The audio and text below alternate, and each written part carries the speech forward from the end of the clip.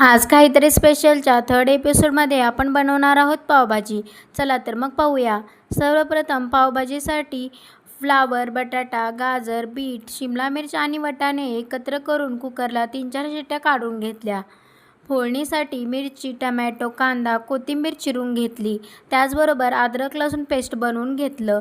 त्यानंतर कढईमध्ये तेल टाकून त्यात जिरे आणि अद्रक लसूण पेस्ट टाकलं.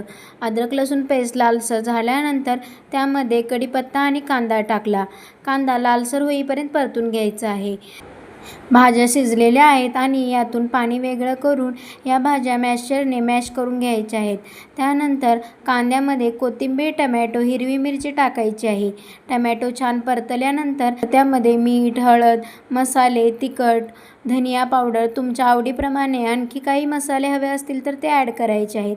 टाकलेले मसाले 2 मिनटं शिजवून घ्यायचा आहे आणि त्यानंतर त्यामध्ये मॅश केलेल्या भाज्या टाकून घ्यायच्या आहेत आणि वरतून कोथिंबीर देखील टाकायची आहे आणि भाज्यातून काढलेलं पाणी गरजेनुसार यामध्ये टाकायचं आहे. वरतून थोडीशी कोथिंबीर टाकली आणि भाजीतील तेल साईडला होईपर्यंत भाजी व्यवस्थित शिजवून घेतलं.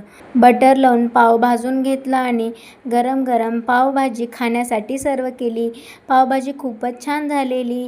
तुम्हीही एकदा नक्की ट्राय करा. अशाच व्हिडिओसाठी पेजला फॉलो करा. भेटूया नेक्स्ट व्हिडिओमध्ये. थँक्यू.